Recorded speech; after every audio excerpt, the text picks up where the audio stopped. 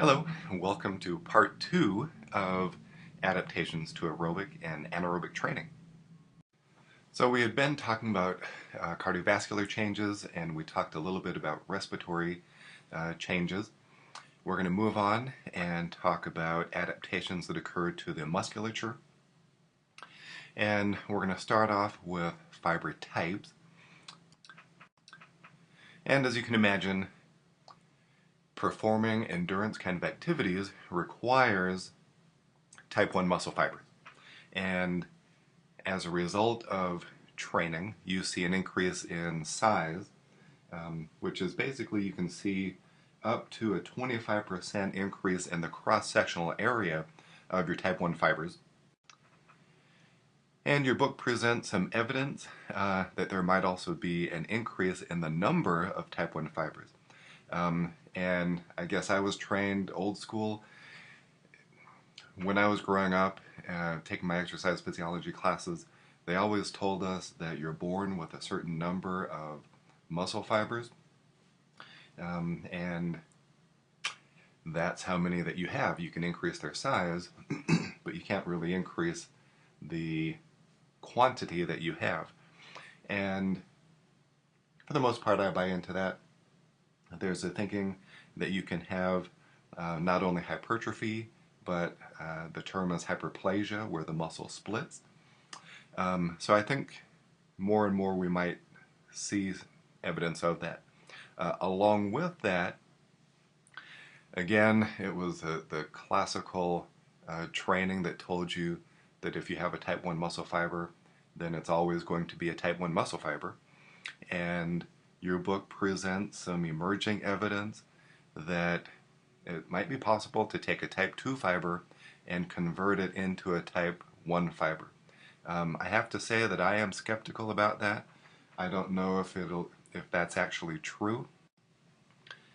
In my view, I think what's happening is that you have type 1 muscle fibers that are increasing in their cross-sectional area, and as a result of that, when you take a muscle biopsy, they take up a larger amount of space in that biopsy, so it appears that they have increased percentage-wise. So I think that's something that needs to be controlled for in future studies.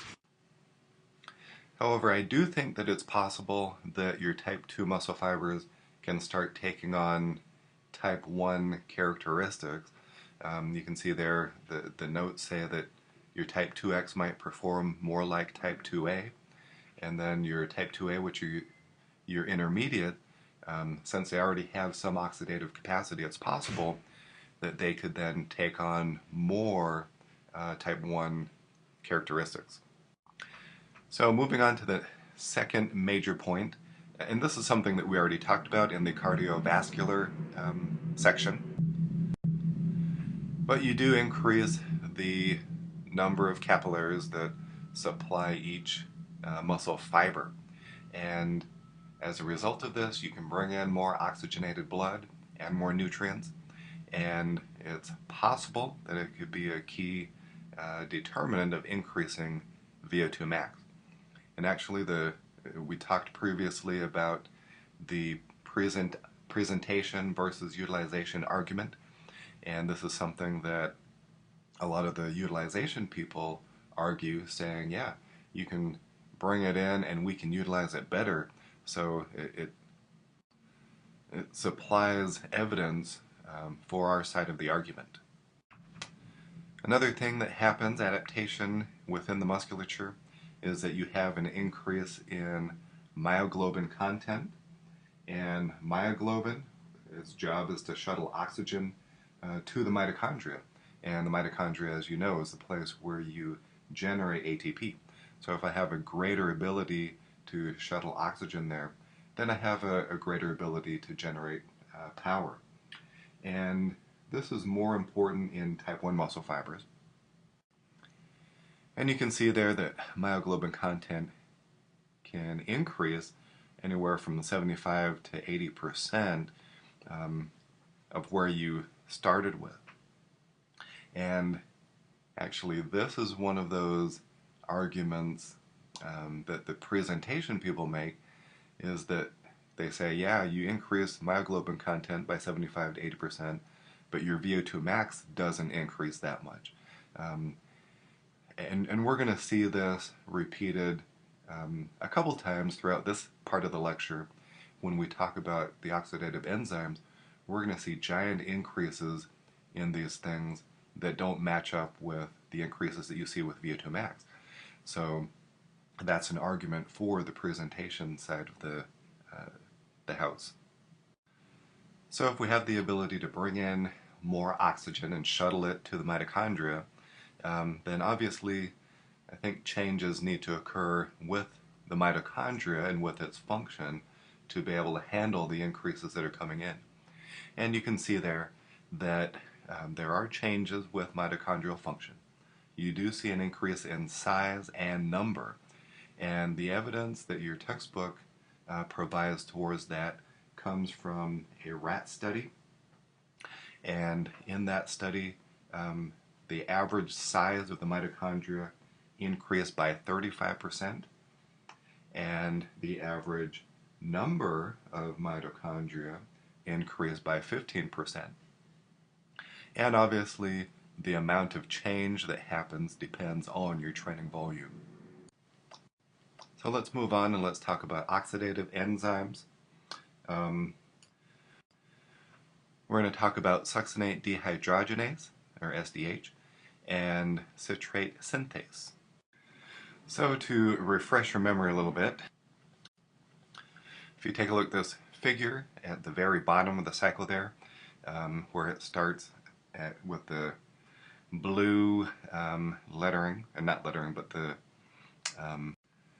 box that is in blue. So you've got succinyl-CoA that is converted into succinate, and that's the place in the citric acid cycle where we make our direct ATP. And then you go from succinate to fumarate, and in that step, that's where we have the enzyme SDH that we're interested in. And that step also catalyzes basically an FAD and creates an FADH2 that we also send to the electron transport chain and generate some ATP. And if you look at the top of the cycle there, you take oxaloacetate and convert it into citrate. So that's really what we consider kind of the initial step in the citric acid cycle. Citrate synthase is the enzyme that catalyzes that reaction. So coming back to this slide, both of these enzymes significantly increase their activity with training. And there's a study by Kostel that I hope to discuss in our class. And part of the reason why I chose this is because Kostel is one of the textbooks authors that we're using. So let me show you some figures here. With this one, we're looking at the change in VO2 max, or the percent change. And you can see that if you go from a sedentary state and then you start to endurance train, you'll have a significant increase in VO2 max. And a good portion of that increase occurs within the first 2 months, and then it kind of flatlines with continued training. If we go back here and we talk about these oxidative enzymes, what we're going to see is that even though the VO2 max plateaus, in the next slide I'll show you, these enzymes continue to increase. And here we're looking at succinate dehydrogenase activity, looking at the percent change. And if it followed what happens with VO2 max, we'd expect it to plateau after the first 2-3 months. But what we see is a continued increase. And this has been used as an argument by the presentation people, where they say that changes in VO2 max should match changes that are occurring with the utilization. And part of that utilization process is the ability of enzymes to take up and to function. So they're saying that changes in VO2 max are influenced more by circulatory transport of oxygen rather than the ability of the muscle to utilize or to oxidize and produce ATP. Otherwise, if we saw continued changes in these oxidative enzymes, we should see continual increases in VO2 max. And unless you think I've forgotten about citrate synthase, this is a figure, if you'll take a look on the right side, that also describes the increase in this enzyme activity. The blue bar represents untrained individuals. The red bar represents moderately trained individuals, and the gold bar there is highly trained people. And you can see that even moderate training, endurance training, significantly increases the activity of this enzyme. So we're going to continue on. We're going to talk about further adaptations with aerobic training, and now we're going to focus on metabolic changes. And there are really three factors that we're going to look at.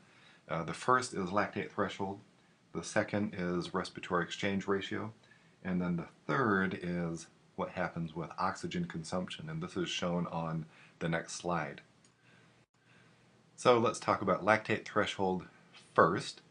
And with training, you have an increased buffering ability, and you have the ability to work at a higher percentage of your VO2 max.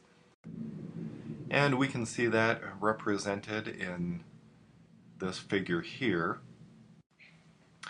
The red line represents the untrained state, the blue line represents the trained state, and you can see that the lactate threshold, represented by an LT there, occurs at a much earlier percent of the VO2 max in an untrained state. We're going to say that it occurs at about 65% of the VO2 max, even though the line there kind of makes it look like it's a little lower. If you look at the blue line, where it's labeled lactate threshold, that's a better representation. We're going to say that occurs at about 78%.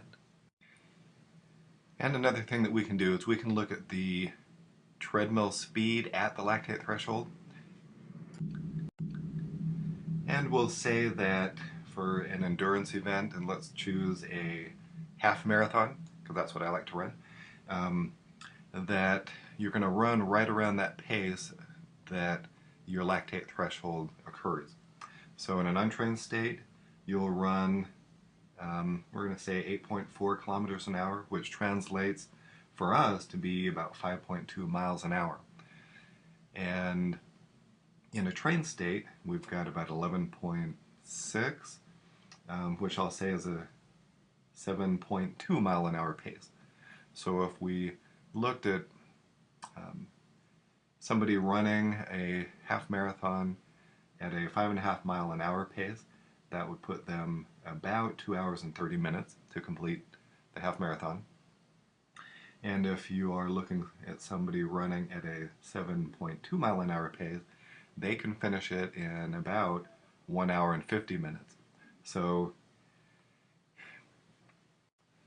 the increased lactate threshold does confer some performance benefits.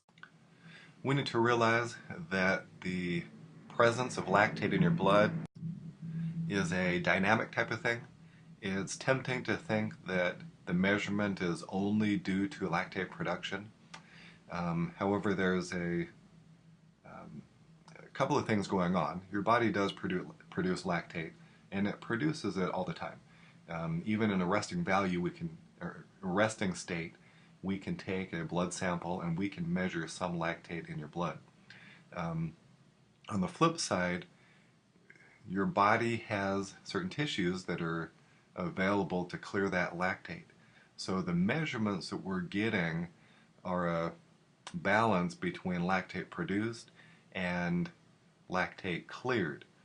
And as a function of training, what happens is you have a higher buffering capacity, so you produce less lactate, but your muscles and your heart become more efficient at clearing that lactate.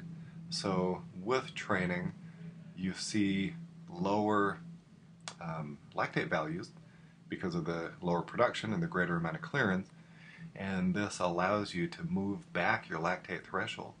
Or in other words, you can exercise at a high intensity without accumulating lactate. So let's move on. Let's talk about your respiratory exchange ratio. Some textbooks call it the respiratory quotient. It's all the same thing, or RER, or RQ. And what happens with training is that this respiratory exchange ratio is lower at any given submaximal intensity. And it's lower whether or not we look at it in absolute terms. So, for example, it can be running at 5 miles an hour in an untrained state versus running at 5 miles an hour in a trained state, or it's lower in a relative term. So, for example, if you were untrained and you ran at 75% of your VO2 max, compared to if you're trained and you ran at 75% of your VO2 max, you could obviously run faster in a trained state. The respiratory exchange ratio is still going to be lower. And you know from your undergraduate exercise physiology courses that this ratio, it's a ratio of carbon dioxide to oxygen. And for our standpoint, we're not really going to look at it as an absolute ratio. We're going to look at it from the standpoint of what we can determine with regards to substrate utilization. So a lower respiratory exchange ratio, really what it means for us is that we're utilizing fat to a greater extent and sparing the glucose or the carbohydrate that we have available to us, which is a benefit to us when we're performing prolonged exercise. Okay, so let's talk about our third component of metabolic adaptations with aerobic training, and this is oxygen consumption. If we look at what happens at rest, VO2 isn't going to change with training. You can get somebody in and put them in a hood and take a resting metabolic rate, and it's always going to be about 3.5, which is why, or 3.5 milliliters per kilogram per minute, which is why when you do your metabolic equations, you have that standard 3.5 kind of starting off as your resting component. And that doesn't change with training state. A similar thing results when we look at submaximal VO2. For the most part, it's unchanged. However, there is some evidence that it's possible that submaximal oxygen uptake could actually decrease slightly with training. And it's thought that this might occur due to increased exercise economy. As you train, you're better able to use your muscles, you have less extraneous movement, and because of that, you don't have as high a VO2 during submaximal exercise.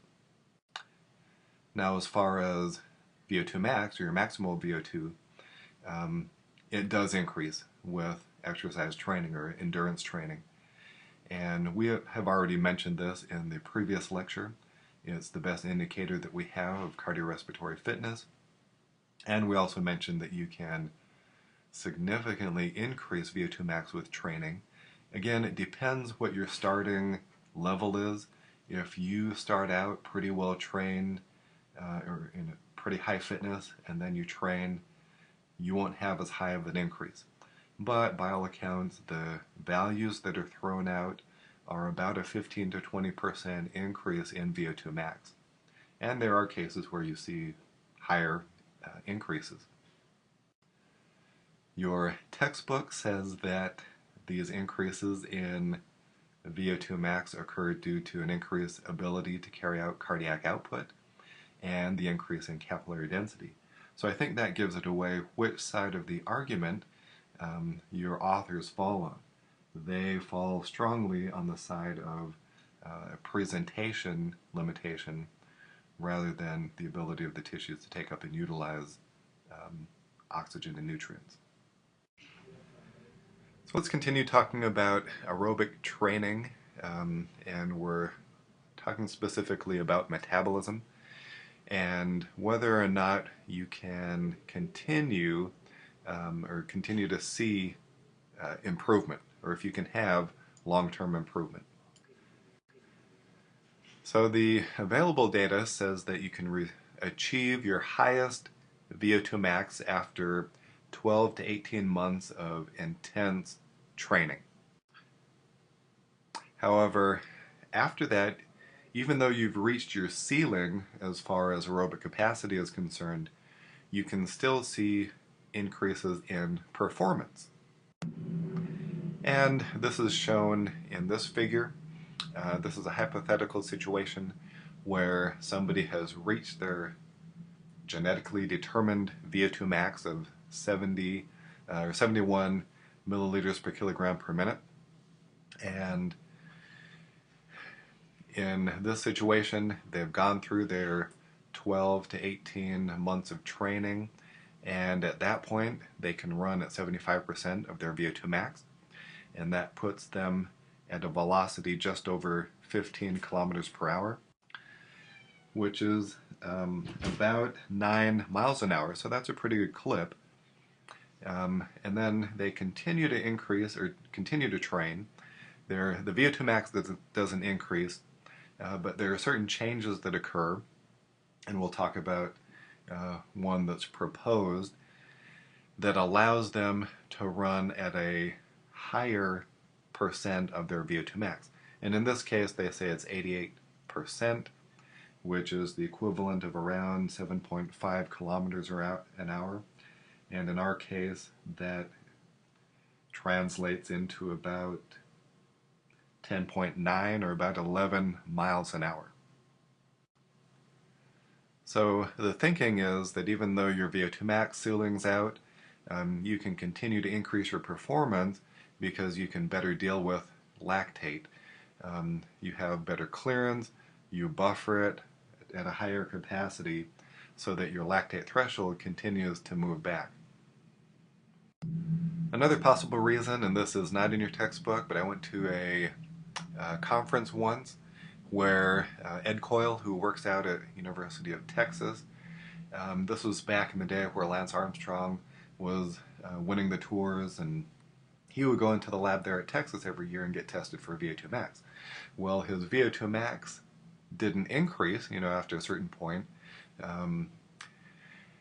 but what they found was that his efficiency in riding increased. So he was losing less energy in extraneous movements, even at a high level, and this allowed him to save energy for later on and for the mountains and things like that. And this was back before we knew that he was doping.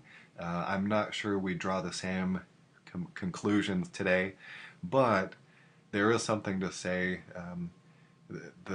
The more that you perform a movement, the more efficient you get at it, and that could also work to increase performance. Okay, so let's take a look at that second main point on the slide, and it's tempting to kind of put a blanket over things and say that, if you train a certain amount, then you should see this much of an increase, and get frustrated if you don't see the same increase or the increase that you're expecting. We have to realize that everybody is different. Everybody has a different set of genetics that they've been gifted, and the way that they respond to different intensity of exercise is also different. Two factors that we're going to touch on in the next little bit are your initial training, pre-training VO2 max, and kind of where you started at, so your baseline, and then your heredity. So let's talk about initial training status, and really, if you sit down and think about it for a couple of seconds, you could probably figure this out. You don't need a textbook to tell you this. But the amount of improvement depends on your initial fitness. If you start off in a really deconditioned state, or the more sedentary you are, the greater the improvement you're going to see. If you have somebody that starts off relatively fit, then you're going to see a smaller improvement. So let's move on. Let's talk about heredity. Um, you have a limited range to affect VO2 max, and the actual range is determined by the genetics that you've inherited from your parents. And the amount of detraining or the intensity of your training, it can affect your aerobic capacity within that range, but once you've hit your ceiling, you're not going to be able to improve further no matter what you do. And if you look at the second point there under heredity, actually, I'm going to put up a figure and then we'll talk about it. So this is a study that was done by Claude Bouchard, and he's a big name in exercise and the heredity literature. So basically what they did is they brought in sets of brothers, and they had both brothers do a VO2 max test, and then they basically ran a correlation. And so you know what you're looking at here. Let's take a look only at the green dots. These are two brothers that are not twins. Say, for example, I've got two boys, and they are 2 years apart. Say I bring one of them in and do a VO2 max test, and then I do another one in and do a VO2 max test on them, and then plot them out. What would happen is that you would see one green data point. And what we're looking at here is the green data points, and you can see that there's a bigger spread in the green data points than there are in the red or in the blue. So now if we look at the red dots, these are your dizygous twins. These are your non-identical twins, or they arise from two separate eggs. So they do share some, more genetic similarities than your non-twin brothers. And because of that, you can see that the red dots are grouped a little more tightly on that line of best fit than the green dots. And then if you look at your monozygous twins, these are your identical twins, and as expected, your blue dots are grouped a lot more tightly together. You will notice, though, that the blue dots are not completely on that line, so there must be something else that accounts for the differences. So if we go back here, that second point under heredity, I just showed you the figure that went along with it, but identical twins' VO2 maxes are more similar than fraternal twins' VO2 maxes. And both of the twins, whether or not they're identical or fraternal, their VO2 maxes are more similar than non-twin brothers. That third point, you can see there that heredity accounts for anywhere from 25 to 55%, 50% of the variance. So heredity can explain everything, and because of that, we don't see those blue dots lining up directly on the line. You have, one brother, even if it's identical, might eat a more unhealthy diet compared to his identical twin. Well, that could make a difference. One brother might work out more rigorously than the other. So there are a lot of different things that could affect a person's VO2 max. But your heredity does give you that window or that range which you're confined to. Okay, let's talk about a couple other things that are affected or that can determine what your VO2 max is going to be. So we talked about initial training status, we talked about heredity. Another thing that can help to determine what your VO2 max is your sex. And this really is a preview into something we'll talk about in one of our other chapters. I believe it's chapter 19. So we're not going to talk about it a whole lot here. But if you take an average untrained female and compare them to an average untrained male, you're going to have a VO2 max that is about 20 to 25% lower compared to the male. However, once this female starts to train, if you put a trained female up against a trained male, some of that disparity starts to disappear, and you can get within about 10% of a female VO2 max versus a male trained VO2 max. Another thing that determines how well you can adapt to endurance training is whether or not you're a responder, a high responder, or a low responder. And I first heard about this a couple of years ago. Again, I went to a conference and there was somebody there that they had a group of women that they put on a program, basically the ACSS, American College of Sports Medicine, or ACSM. They had them follow their guidelines as far as training, and they put these women on a training program for, it was about a year and a half. And sorry, I need to back up. There were women that were untrained, they were sedentary, and they were obese. And they put these women on this training program for a year and a half, and all of the women, they came, and there was a facility where they worked out for good chunks of time. It was basically a metabolic ward where they gave them what to eat, and what they found was really interesting. They found that half of the women were able to drop weight, and they had, all the benefits that were associated with that. They also found that the other half didn't drop weight. So it was kind of interesting. They thought that following these guidelines that everybody should be able to lose weight. Well, half the women didn't. And, of course the women were discouraged, but what the researchers did was they also looked at and they tracked other measures of cardiovascular fitness.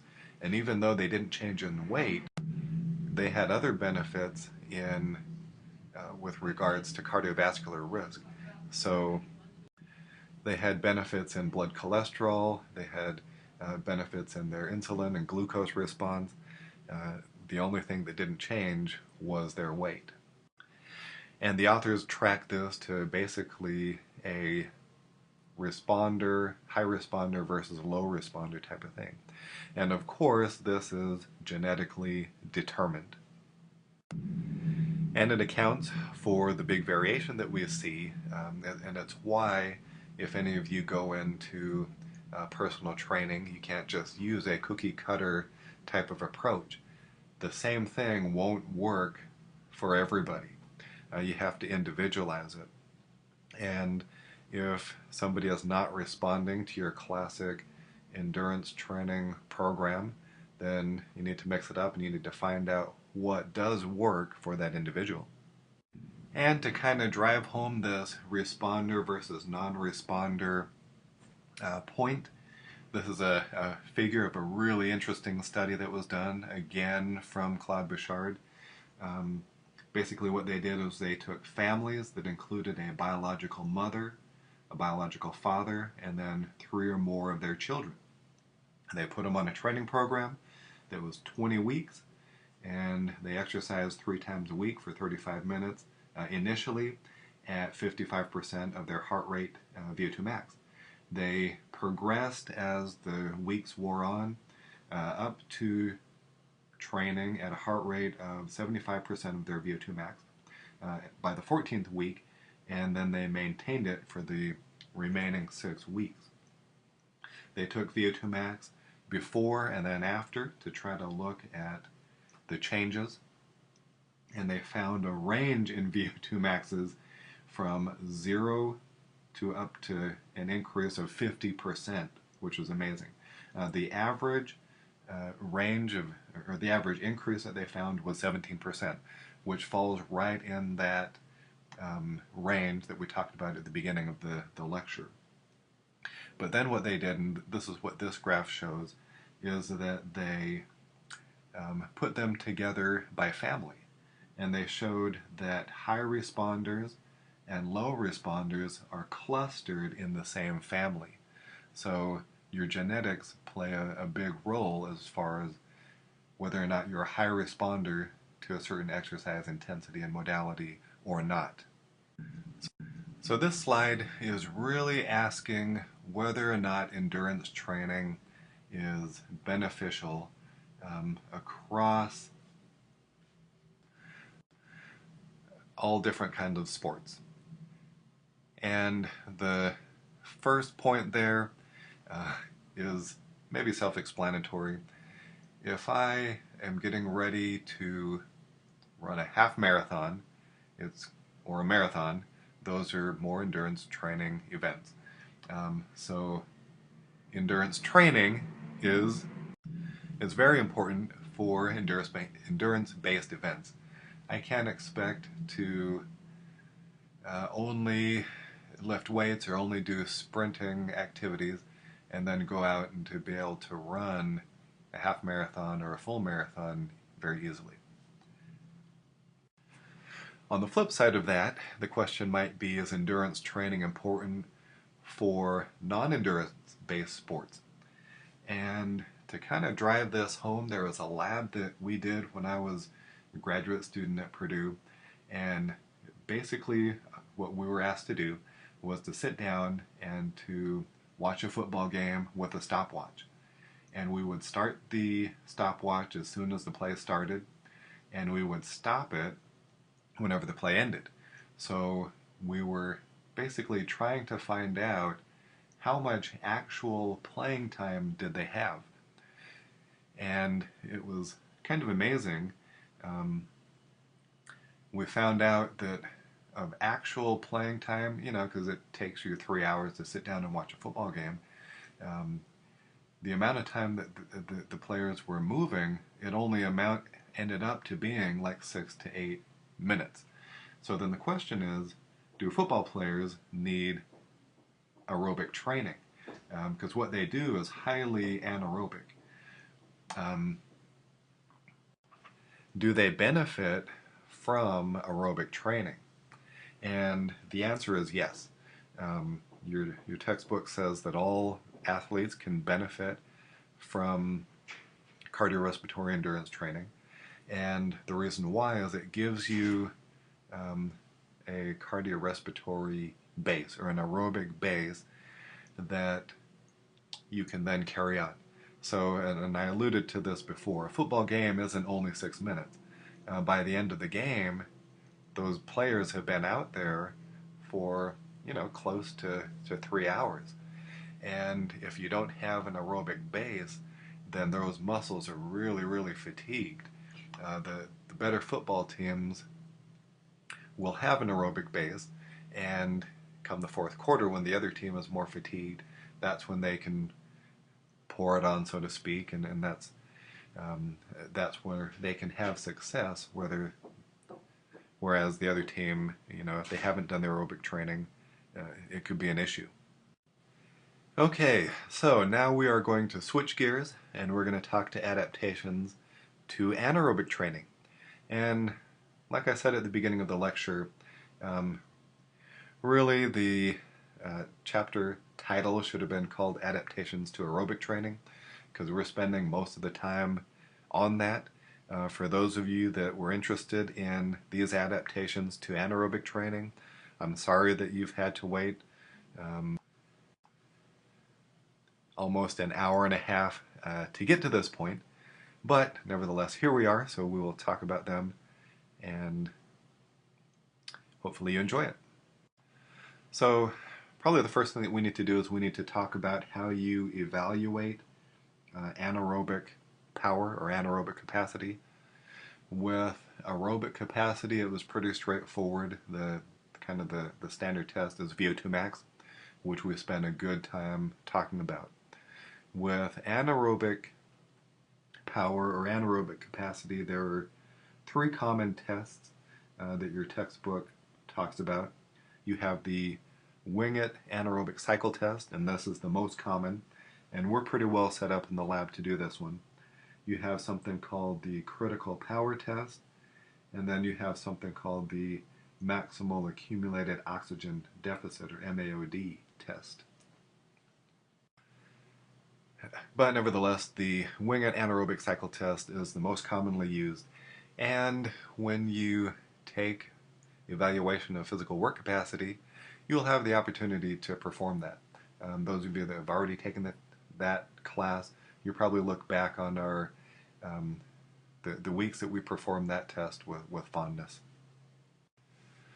So just like you can increase your aerobic capacity, you can also increase your anaerobic capacity, and the percent increase is right around the same percentage. You can increase it by up to 25%.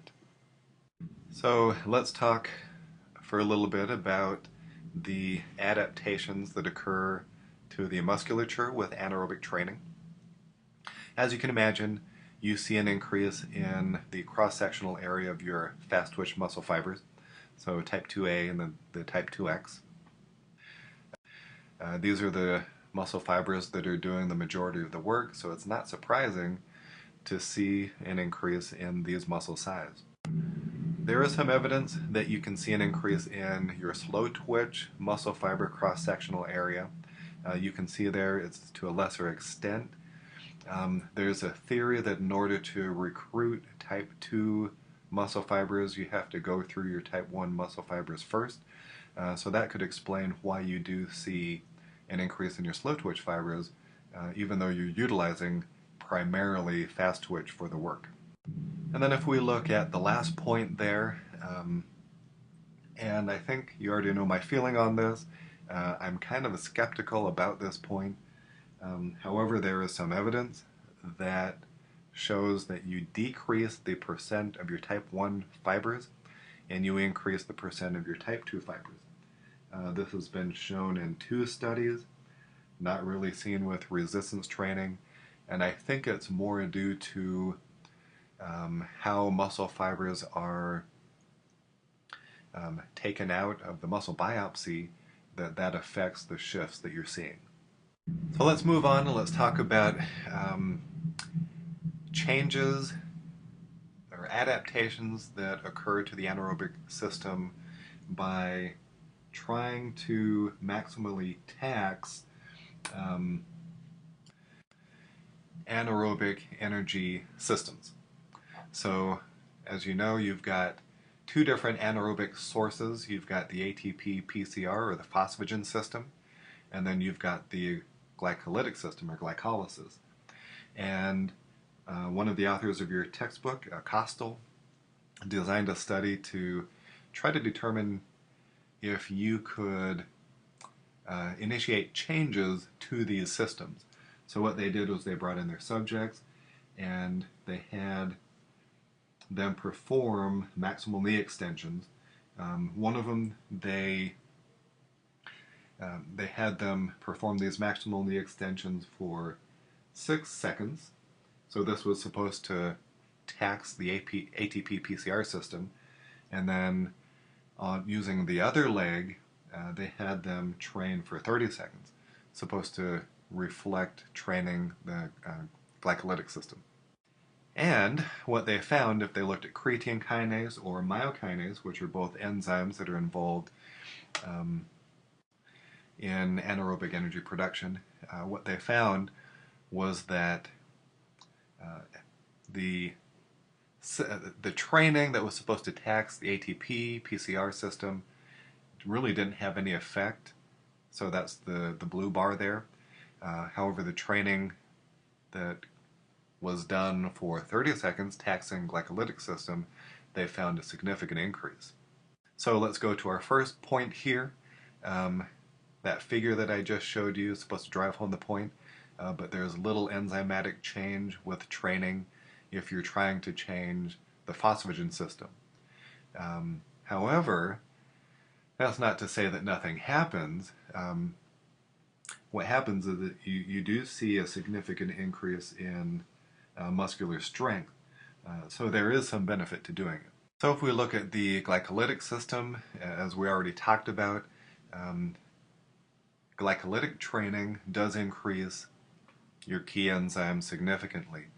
Um, we've got phosphorylase, which converts glycogen into glucose 1-phosphate. You've got phosphofructokinase, or PFK, which takes fructose 6 to fructose 1,6 bisphosphate. And you've also got hexokinase, which converts glucose into glucose 6-phosphate. And each one of these, there's evidence that glycolytic training does significantly increase these enzymes. Um, in the case of phosphofructokinase, there's a 49% increase after anaerobic training. And in the case of hexokinase, there's a 56% increase that's been reported. However, just like we saw with our aerobic enzymes, this has to be tempered. Just like your aerobic enzymes, you don't see the equivalent increase in VO2 max. The same thing happens here. You see these giant increases in enzymes of the glycolytic system, but you don't see equivalent increases in strength. You do see increases in strength, though, that occur. They just don't match what's happening with the enzymes. And this is probably the point is driven home with this figure. Again, going back to the 6-second training that's supposed to represent training the phosphagen system, and then the 30-second training, which represents training the glycolytic system. We already know that enzymes of the phosphagen system aren't really changed with training the phosphagen system, that 6 seconds, and that glycolytic enzymes increase quite a bit. However, what we're looking at here is power, and power output with both types of training does increase.